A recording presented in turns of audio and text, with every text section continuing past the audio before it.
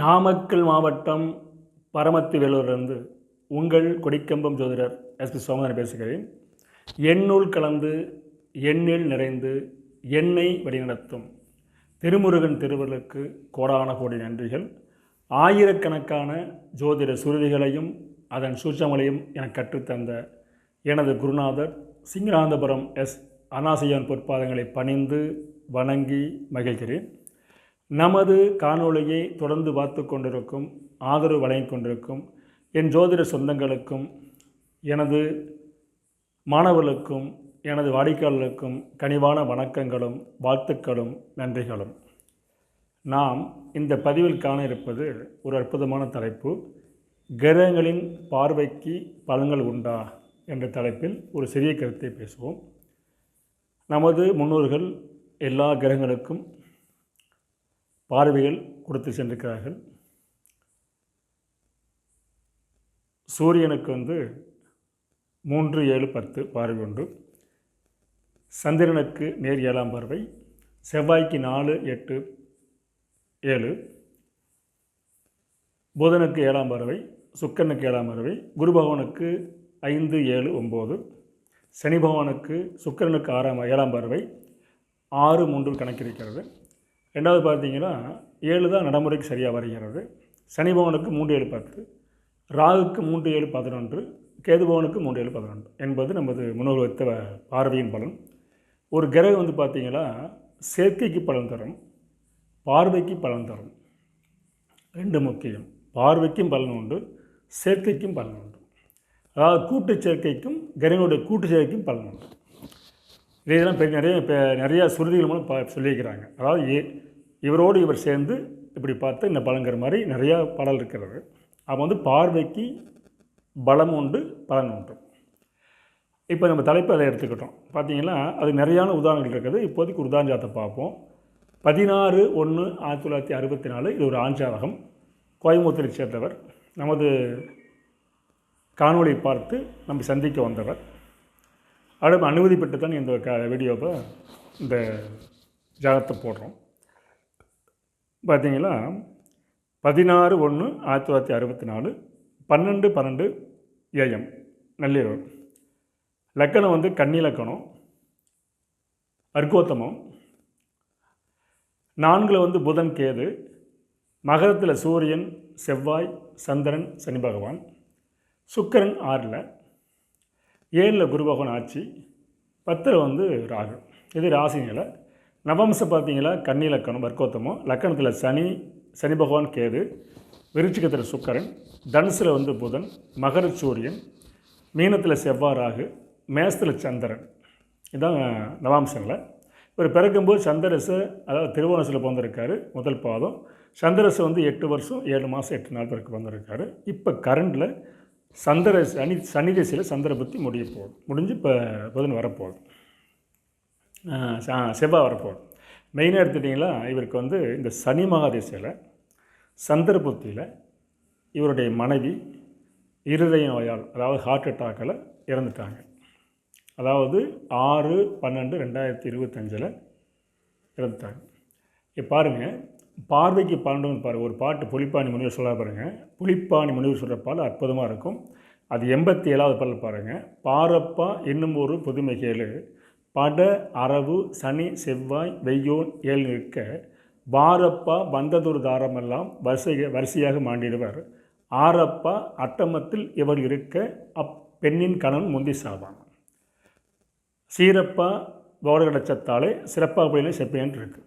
பாருங்கள். அப்போ 8 பாட்டில் முக்கியமாக ஒரு ஜாதத்தில் சூரியன் செவ்வாய் சனி ராகு இந்த 4 வரும். 7ஆம் இடத்துல இருந்தாலும் 7ஆம் இடத்தை பார்த்தாலும் அந்த திசை பற்றி வரும்போது மனைவி பாதிக்கும். இது ஆண்களுக்கு. லக்னத்துக்கு 8ஆம் இடத்துல சூரியன் செவ்வாய் சனியாக இருந்தாலும் பார்த்தாலும் திசை பற்றி வந்தால் பெண்களுக்கு கணவனை பாதிக்கும். இந்த பாடலோட சாராம்சம் இவ்வளவுதான். 4 பாவர் 7ஆம் இடத்தில் இருந்தாலும் 7ஆம் இடத்தை பார்த்தாலும் ஆணாக இருந்தால் மனைவிக்கு திசாபத்து வரும்போது குற்றம் வரும். 8ஆம் இடத்தில் இந்த 4 பேரும் சூரியன் செவ்வாய் சனியாக இருந்தால் பெண்களுக்கு 8ஆம் இடத்தில் இருந்தால் அல்ல 8ஆம் இடத்தை பார்த்தால் சேர்ந்து தனித்தனியாக கூட்டு பார்த்தாலும் சரி பார்த்தால் அந்த திசை வந்துட்டால் கணவனுக்கு ஆகாது. இது திசை நீளமாக இருந்து வயசு கம்மியாக இருந்தால் தொடர்ந்து 2-3 தாரம் பண்ணுறதுக்கு வாய்ப்பு வந்துடும். இது வயசு கூடுதலாக வந்துட்டால் ஒரு தாரத்தோடு முடிச்சிடும். இளம்பருவத்து திசை வந்துட்டு வச்சுங்களேன், கண்டிப்பாக 2 தாரத்துக்கு மேலே கொடுத்துரும். இவர் ஐயா மாதிரி வயசு கிட்டத்தட்ட கூடுதலாக வயசு வந்துட்டால் ஒரே தாரம் அந்த திசை நம்ம மனைவிக்கு மாற கொடுத்துரும். இது இந்த பாடலோட சாராம்சம்.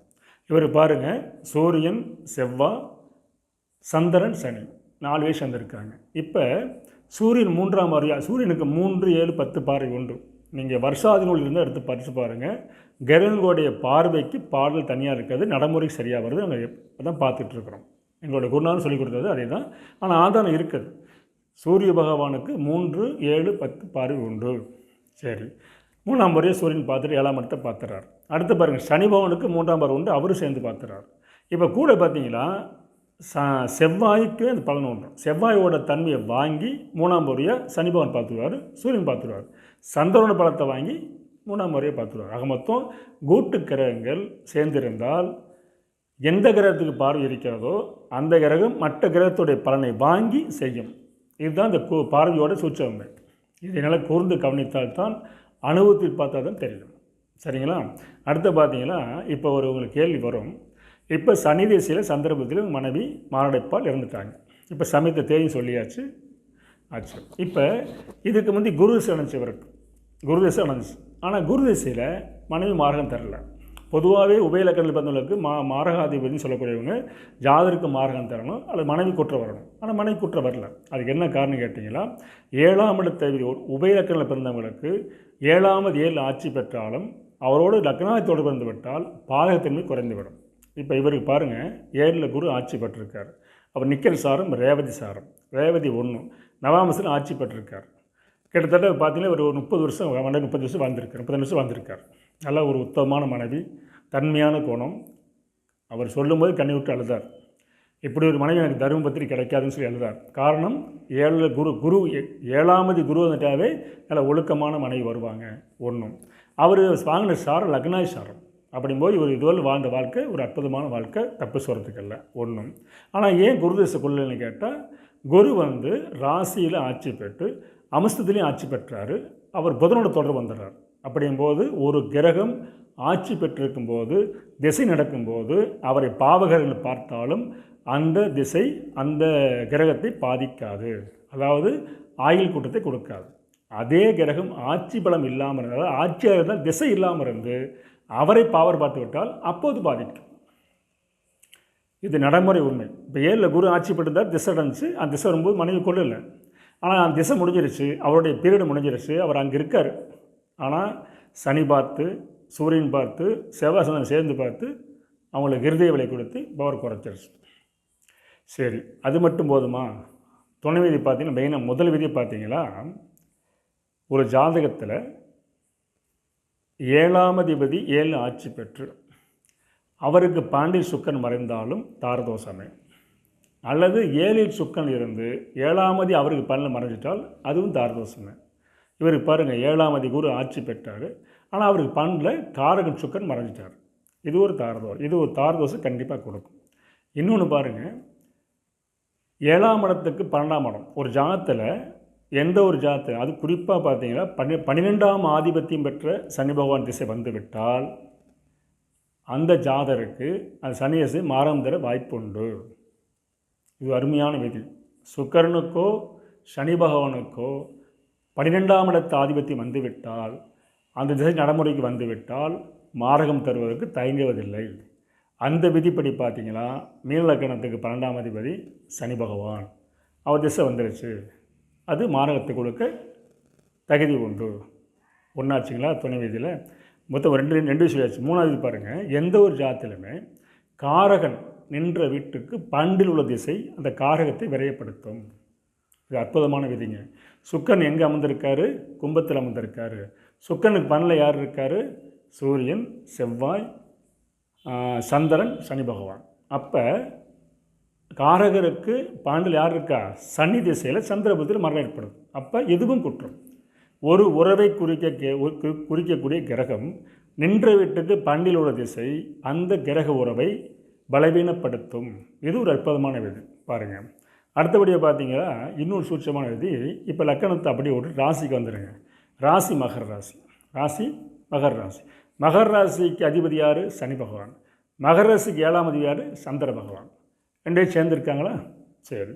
இப்போ என்ன நடக்குது? சனி திசை நடந்துகிட்ருக்குது. என்ன புத்தி நடக்குது? சந்திர புத்தி நடக்குது. அப்போ லக்னாதிபதி, 7ஆம் அதிபதி, அஷ்டமாதிபதி, பாதகாதிபதி.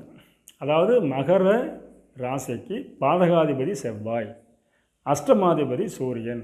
அப்போ 1-7 கூடி திசாபுத்தி நடக்கும்போது அந்த இடத்துக்கு துன்பம் தரக்கூடிய, தீமை தரக்கூடிய, பாதகம் தரக்கூடிய அல்லது மாரகம் தரக்கூடிய கிரக சேர்க்கை இருந்தால் அந்த காலகட்டத்தில் மனைவி குற்றம் வந்தே தீரும். அப்போ ஒரு ஜாதகத்தில் பார்த்தீங்கன்னா பாடல்பட்டி கிரகம் அமைஞ்சிருச்சு, திசாபுத்தி நடைமுறைக்கு வந்துருச்சு, மாரகம் தந்துருச்சு, மனைவியை குறைச்சிருச்சு. இது பாடல் படி. ஆனால் துணை விதி சொன்ன 5 விதியுமே அற்புதமான விதிகள். ஆகமது பாடல் மட்டுமே ஒரு முழுமை அடையாது, துணை விதியில் ஒத்துழைத்தால் மட்டுமே அந்த பாடல் முழுமை பெறும் என்பது அடியேன் அடிக்கடி கூறும் அற்புத கோட்பாடு. அதனால் ஜாதகருடைய பார்த்தீங்கன்னா இப்போ கிரகத்துடைய பார்வைக்கும் பலன் உண்டு அப்படிங்கிறது இந்த பதிவோட முக்கிய சாராம்சம். அதை மறந்துடாதீங்க. அடிக்கடி சொல்வது போல் ஆதார சுருதியோடு உதாரண ஜாதகத்தை உங்களுக்கு தொடர்ந்து வழங்குவதில் மிகுந்த மகிழ்ச்சி என்று கூறி மீண்டும் அடுத்த போய் சந்திப்போம். நன்றி, வணக்கம், வாழ்க வளமுடன்.